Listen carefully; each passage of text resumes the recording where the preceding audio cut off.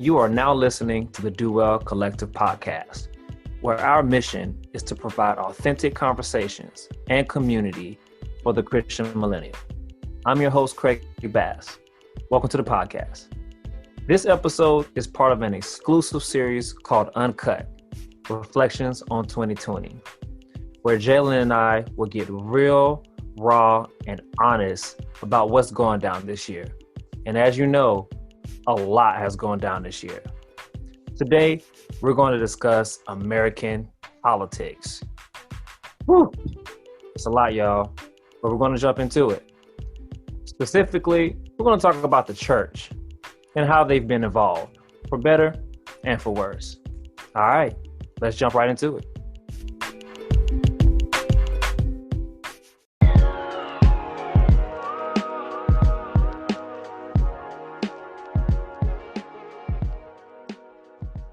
Hello to everyone out there. Welcome back to the Do Well podcast. We are here again, man, for another episode, another uncut, a raw, uncut reflection on 2020. My name is Jalen Javier. And I'm Craig Bass. And man, we just want to just get to it. Man, 2020, bro, has been a very, very tumultuous year for many of us. Is that to put it lightly? To put it lightly, tumultuous. It has been a year for the ages, bro. It has. I never lived in a year as such. Bro. Live in another one. I'm telling you, man. Man. Yes. And like the election has been crazy. Boy, I think they're finally. I think the present administration and the Conservative Party is finally acknowledging that Biden and his campaign did win the election, right? But just this year period. But these past 2 months has been a wild ride, bro. Very wild. Yes, I've never, we've lived through what? Let's see, how many presidential elections? Maybe five, six different presidential. How many we lived through? I don't know. Gosh, yeah. So I was born in 90. I was born in 90. 92, 96, 2000, 2008, 12, 16, and now there's roughly eight elections. Yes, bro. Presidential elections. Now, in my 28 years, I'm cognizant of since 2000 on. But bro, I've never seen anything like this, bro. This joint is crazy. Like I ain't never seen it go. I've never cared this much about me, bro. And yes, man, yes. And I think you probably are speaking what a lot of people in our generation are experiencing. It's like, man, I have never cared this much about an election, right? Like.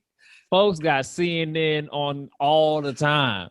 It's just like you got that thing, you watching it like it's the NBA Finals or something, bro. Bro, I knew it was real. When I followed CNN on Instagram, I was like, it's over. It's another time, bro. It's another time. Bro, but you got 30 minutes. You got 30 minutes. You got 10 minutes, man. Let me cut on the TV right quick. Let me just see. Yeah, let me cut this on real quick. Right. I don't watch CNN. I personally watch CNN more this year. I watch CNN just almost as much as SportsCenter, and I know seriously, man, they would compete in my life. Bro, like I usually when I'm trying to get a little mind space, I'll cut on my YouTube and I'll watch like an NBA recap or some kind of segment with Stephen A. Smith or something like that. But now your boy is on news channels I'm What's the like results? looking at clips, bruh. It's crazy. Where Nevada? Where we at? Where Nevada? Well, yeah, Nevada exactly. Like, how's the race coming? What are people's opinions? Like, Right. let me check Fox News. Then let me check Yep. CNN. Let me check another Right. conservative. Then let me check a Right. more liberal. I'm like, I'm all in Bruh. it, bro. Oh And my I think goodness. it's a beautiful thing that, Mhm. like, we live in a generation that a lot of people are more politically aware Mhm. to what's going on in the world. Yeah. I mean, in my opinion, I think it's a good thing. One Yeah. of the one of the few positives I think of what we've experienced is more experienced this season in American politics. Yeah. But the election has been a wild ride, and Yes. I just want to know who you voted for, bro. Who you Oh, voted for? bro, you already know, bro. Hey, man, you already know, dog. I had to go with Kanye, dog. Kanye had Yeah. that. Oh my gosh. Listen, bro. Listen. I'm playing stronger in the voting line. I'm playing. I'm completely playing, y'all. Don't. That is a complete joke. I'm sorry. If you vote for Kanye, listen. All If seriousness, yeah, you if vote for you Kanye. If you voted seriously for all placed your seriously. ballot on Kanye, Kanye, I am not judging. It's that's your vote, bro. I'm not. I am joking. That's not how y'all. But nah, yeah, nah. That it's been a very very crazy time because especially just for believers as well. Mhm. Man, this last 4 years, especially, but this year, like it came to like this big like head, you know what I mean? Where Yeah. there were people, some people voting Biden, some people voting Trump, some people more conservative, some more liberal, and that's something that has always existed, right? Right. But I think these last few years, especially this year, it's like politics brought it up. You know what I mean? Like it was down there, but like this brought it to the forefront and showed like honestly how much division that there is that exists within like the body of Christ. And it's deeper. It's not even just black African American believers versus white believers. It's deeper. It's It's like it's way deeper than that. way deeper than that. Like so. Yes, it's way deep. It's way deeper. I'm glad you brought up, like specifically the divisions, the political differences in the church that come up. Um, and because like the church is not monolithic. Mm-mm. Just because you are a Christian doesn't mean that you believe the same thing across the board. And Right. politics is in that too. Mm-hmm. And we've seen clearly, over the past few weeks, certain people of faith, who are well known in the Christian world, televangelists, some people Yeah. call them. Yeah. But they have been very outspoken about President Trump. Mm-hmm. And you also have others who are endorsing, President-elect Biden. Right. Exactly. And his administration, his coming administration. So Right. it really has brought up, like you said, those divisions. Mm-hmm. And I think I I really appreciate differences, Yeah. actually. Yeah. I think it's an awesome thing when you have um when you're able to bring people together who have difference, and that's the gospel. Anyway, Yeah. that is the church. That's the gospel, bro. It's a church, Yeah, that's the one gospel. body.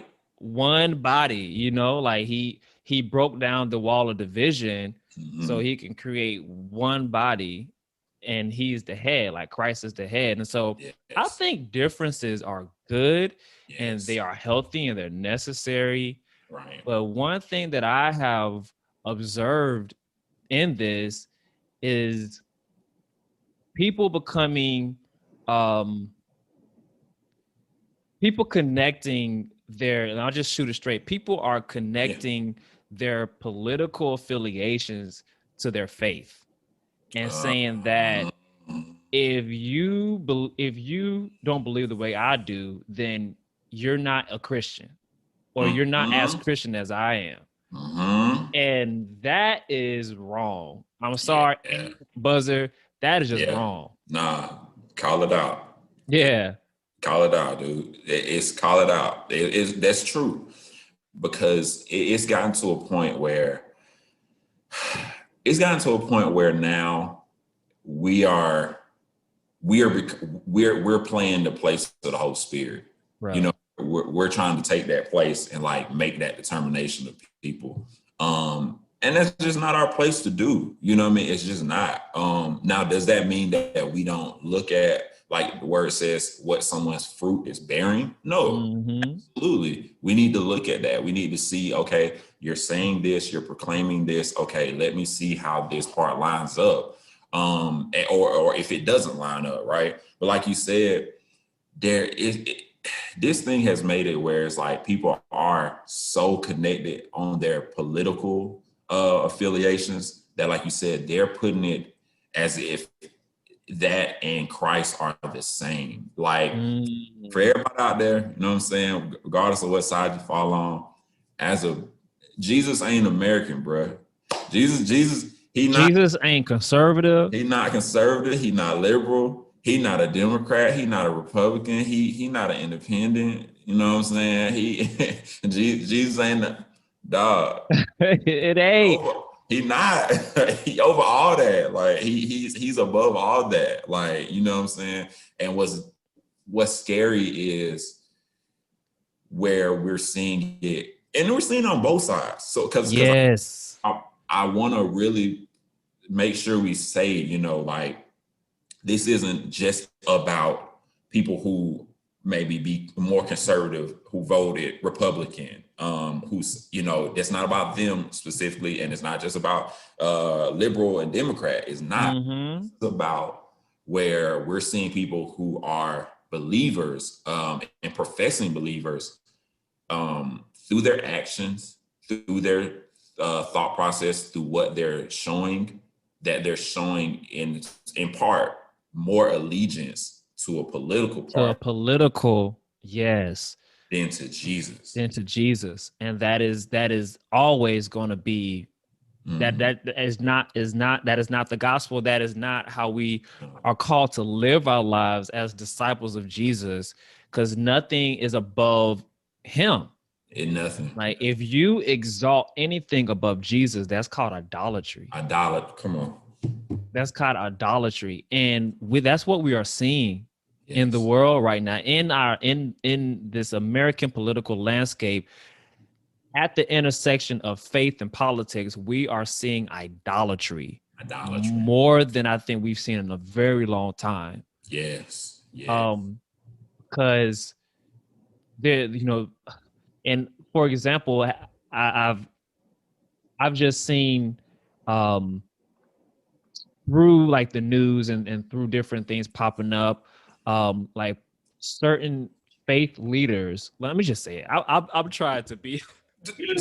I'm being coy, man. I'm being coy. They know. Bruh, Paula White.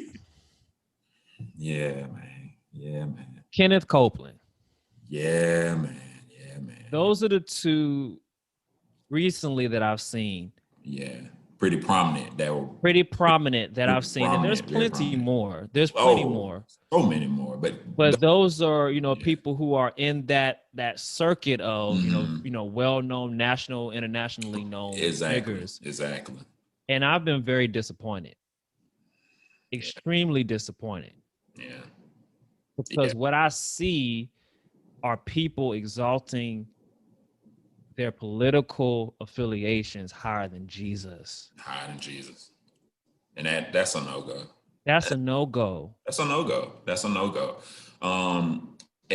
And you know what it is too, that's tough, because the reality is, right, if we as to even be a believer, to truly be a believer, you have to truly walk and know that you are flawed and that you need a savior. That's the entire whole way. That's the price of admission. That's the price. That's the ticket. That's the ticket, right?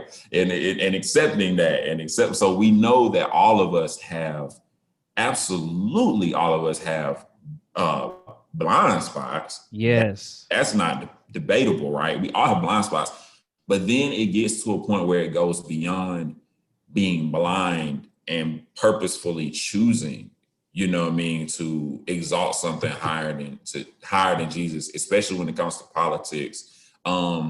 Because, you know, I'm gonna say for me, right, I know that there are people who are on both sides of the fence, who are believers, who may, you know, identify with a certain issue more than a different one. You know what I mean? Yeah. We clearly hear the big talking point for so much of it is pro-life, pro-choice, abortion.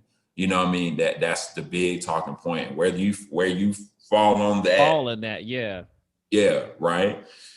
But it gets to a point where it's like, okay, are we endorsing, you know, who are we endorsing though? You know what I mean? That's where we have to ask that question.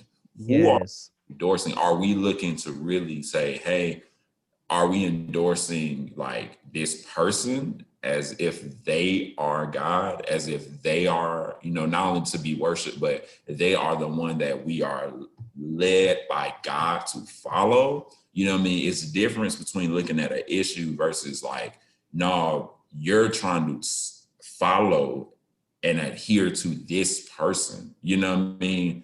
And that's where I'm like, all right, we getting into some weird territory. Like we said, Exactly. Yeah. all the white, you know, I'm like, and then too, at the end of the day, right, whether you fall on one side or the other, one thing we can't compromise on, there just can't be compromise on things that God has obviously said that he doesn't rock with. You know, that's the thing. Like, you know, like that's the thing. It just there's no middle ground on that part. Like, you know, it's one thing to say, okay, I like this policy, I like how this could be enacted, I like how this could be enacted, whether on either side. But what we can endorse, especially as believers, is hate. What we can't as believers is Injustice. injustice, abuse. You know what I mean? Like deception. You know what I mean? Like things that are completely uncharacteristic of Jesus, completely uncharacteristic of God. When we start embracing those things and living those things out, and that's for everybody, and that's us a reality check for us as well, right? Yeah. You know, it's real easy to get on our high horse and be like, man, I can't believe they voted this way, did it this way. Man, they ain't really about that. They don't love Jesus. How you gonna love? How you gonna do this? But that's not your place. Like, that's not. That's not your place. Exactly. Yeah. C.S. Lewis, he called this in his book Mere Christianity, in his introduction. He says that any time that a Christian judges another Christian on the issue of whether they are Christian enough, and I'm simplifying, you know, C.S. Lewis is a very articulate man. So I'm breaking it down to my level. Yeah. Break it down. Bring it down. That is a thinking person. But he called it wicked arrogance when we judge another person's standing as a Christian. It's called wicked arrogance. And it's wicked when we stand and kind of like fold our arms and wag our finger at people and say, oh, well, because you are participating in Black Lives Matter. Yeah. Oh, and you are voting for a conservative president, you know, in spite of the things that he's been doing in office that are clearly wrong. Right. Then exactly. You're not really following Christ the way that you should be following Christ. And that is not for us to judge. It's not for us to judge. It's not for us to judge. And you know, Jalen, you and I, we talked about this earlier. Right. It's really important that we as believers, that we stay active in the world, that we are in this world, but we're not of it. Yeah, that's and good. so That's that good. means that we have a kingdom that is higher than all the kingdoms of the earth. and we Yes. serve a king. That is what Yes. Jesus is. Like he sits Yes. on the throne, Yes. and the earth is a footstool, and the heaven is his throne. Yes. So all nations are his, There he is. and he paid a price for it. So Yes. every nation is his. And Yes. so our allegiance is always to him first, First. Always. always. And Always. second is our allegiance to nation. And Yeah. so we are supposed to be participants in Right.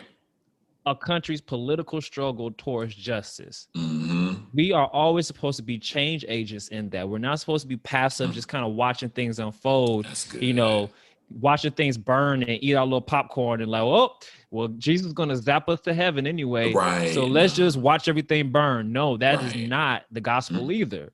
And So we're supposed to be active, but we can't be so devoted to any person or political party that we yes. say that this person, like this is God's, like we talked about, like it's a difference between God's choice versus God's man or God's woman. Mm-hmm. Mm-hmm. And I think that's what we've seen. And let's just be frank, Yeah. on the conservative side, we've seen a lot of Christians say, well, we're voting for President Trump because he's God's man. And Yeah. it's like Yeah. that, no. No. Like he may be God's choice, and he was God's choice because It we believe was. he's sovereign. Yeah. President Trump Exactly. was president for 4 years, And he got in there. and he in there, and for He in there. God's Yeah. sovereignty, that was the Yeah. case. Exactly. But I don't cross the line with saying, okay, well, President Trump was God's man. He was God's person. Right. Like he was there to, yeah, he was there to represent all Christians. Exactly. And it's like, no. Nah. Yeah, not at all. Right. And we're just saying frankly, as when we look at his behavior and how he's conducted himself, and not just because some people will say, well, he's not perfect. Yeah, it's not, and it's never about being perfect. It's not about perfection. Yeah. It's not about perfection. But once again, what we were saying earlier, the tree is going to bear the fruit, right? And when we've looked at the consistency of how he's conducted himself, it has not borne fruit that would consistently, and that's why I say consistently, right? Because you can still, the worst person that we know, or that we believe that we know, because in reality, the worst person we know is ourselves. But yes, the worst person that we could try to point out still does some good things. Yes. That's just the truth. So some people might point to President Trump and be like, hey, he did a lot of stuff with prison reform. You know what I'm saying? So I'm not saying that he's the absolute epitome of evil or nothing by no means. Yes, exactly. That's in all of us. Yes. Christ, it is. There's no good in any of us. But what I'm saying to you is the consistency of how he's acted and conducted himself did not line up with what Jesus says. You know what I mean? And how he says to conduct ourselves as a believer. So yes, we have to be careful on both sides to make sure, like you said, that we are more loyal to Jesus than to a party, to a sole candidate, to a party's ideals. Because when we start to examine things, a lot of times we are loyal to things that are more ideals that are more idealistic, but don't play out that way as much in execution. You know what I mean? So yeah. Yes. And I know a nugget that I pulled out of this season is a curiosity for why people believe in things that they do, and why are they so committed to those beliefs, because we see clearly that people feel very, very strongly about their political ideas, very, very strongly. Yeah. And I will say I have been ignorant, in my life when it comes to political philosophy. Yeah. And like the origins of it. and how they have played a part in, you know, in our American story. Yeah. And so this season has opened my eyes up to like blind spots that I've had. And it's like, okay, well, I think I do need to learn more about Democrats. I need to learn more about the party. I need to learn more about their philosophy. Why do they believe the things they do? You know, what, you know, as a corporate, as a corporate group of people, as a collective, you know, like, what do these people say that we agree on? And the same thing on the conservative side. Like, you know, what is conservative philosophy? Why do they believe in the things they do? Why do they believe in smaller government? You know, why do they believe in you know, in being a strong economy in the world market? You know, what are the similarities, the differences, and things like that? And so it is really important for all of our understanding. And I think this is something that we can kind of like take away from this conversation is, you know, so we won't fall into that judgment cycle where we kind of stand back on our little holy mountains or holy hills and put our finger down on people. It's better to try to understand, like, okay, why do they believe the things that they do? And I think that is an act of love, actually, to learn about other people. Come on. Right, because I was even reading this morning in John 15, like Jesus said, this command I give you, love one another as I have loved you. Yes. And so that is our command from God to love one another. And one of the ways we can love one another is give grace. And another way we can show grace and love people is understand them, try to understand where they're coming from. Yes. That's my take on it. I totally agree, man. I totally agree. It's and you know what it is? It's always that harder thing. It's always that tougher thing to do versus just be like, okay, oh, y'all voted this way, y'all act this way, y'all support this. I don't rock with you. Go on over there. I don't want to be associated with you. And we strip people of their Christianity as if we gave it to them. And that's always that easier part, right? But like you said, when we really sit in and do the work and say, okay, I'm gonna do the work to research. Let me understand this person. Let me go have some conversations, because what we don't want to happen, and honestly, it's already happened. It's all But what we don't want to continue is while we are living life, arguing, bickering, breaking complete ties, spewing hate, spewing disgust on both sides, we are consciously showing the world that they can't really believe who they say they believe because there's no love. Yes. They can't really know. And he said that they'll know us by our love. Our love. Not our votes, not our agreements, our love. Our love. There's so much. Not who we voted for. Not how you voted for. They'll know us by our love. By our love. And there's so much love that's missing. And the thing is, too, is that we have to be careful, because when we, on either side, when we step out here and we make our judgments, and, you know, you're going to think, you may think certain things, right? You may make assumptions, you may make some stuff is just a logical conclusion on certain things. Sure. We're not saying this as if certain stuff is just still murky. Some stuff isn't. It just isn't.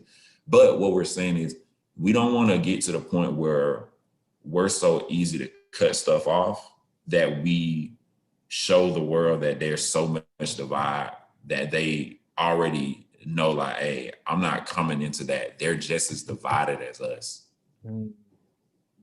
That's real.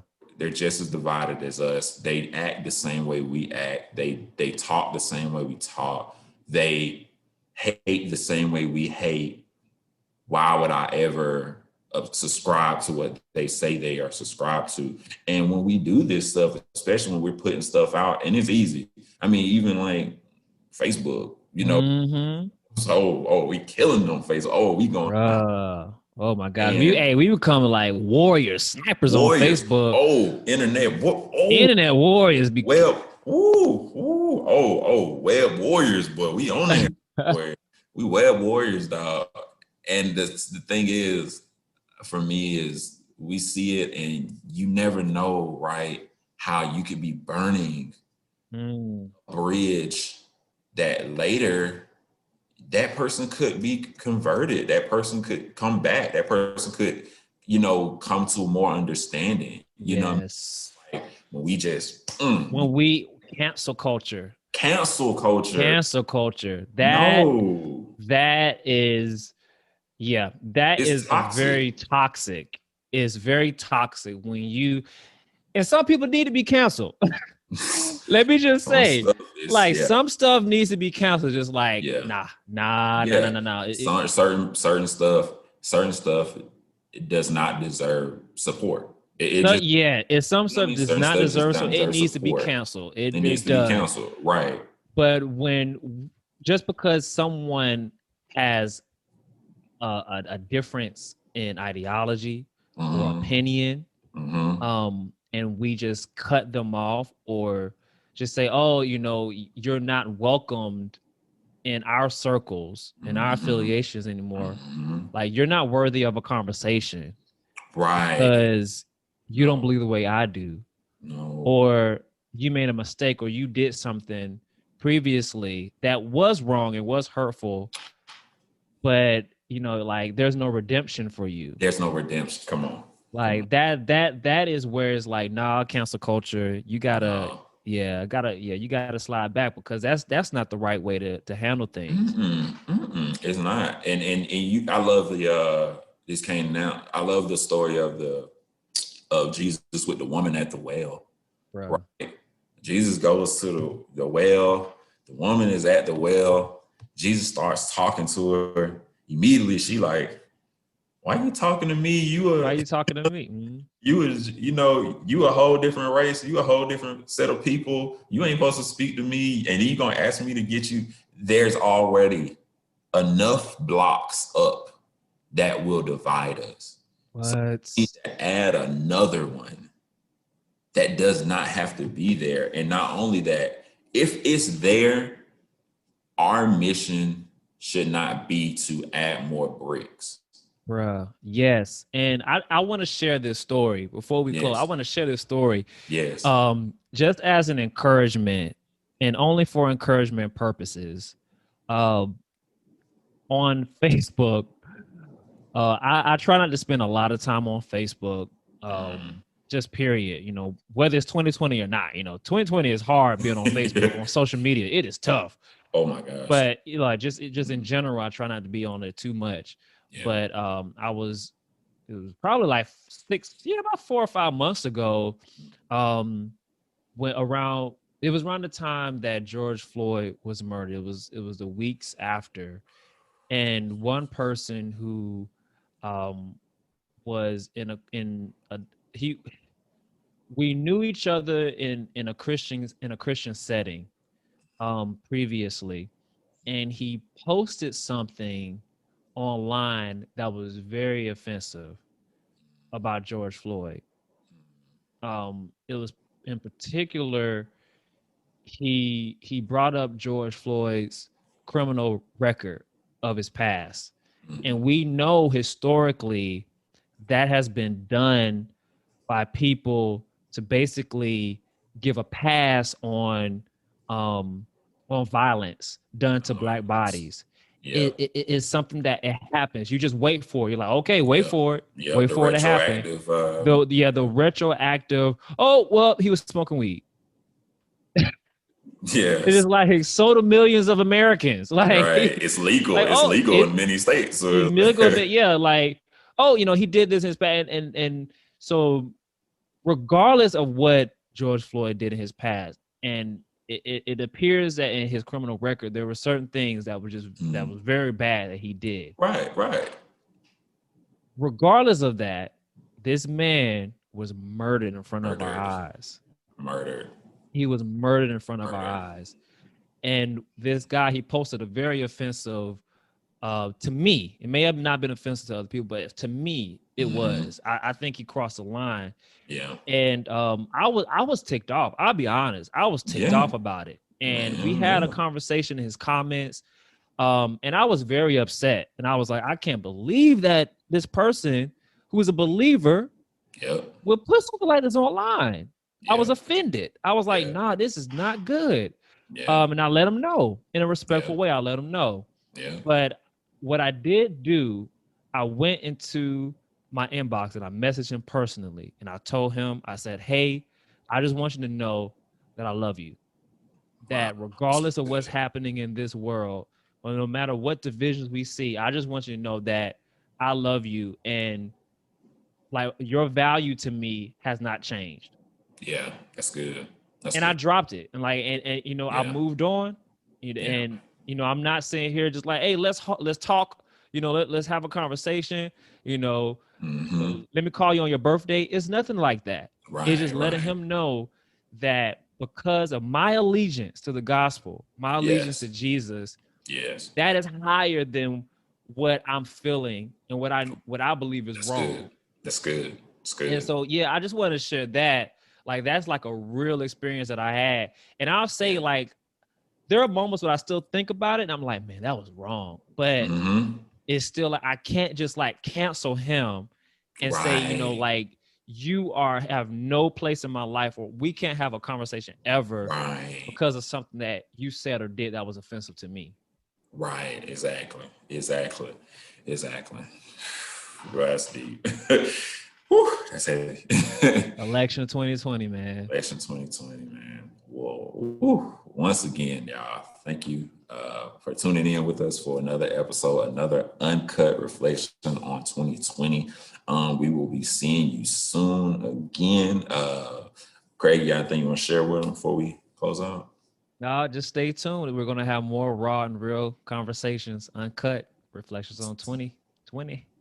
Peace out, y'all.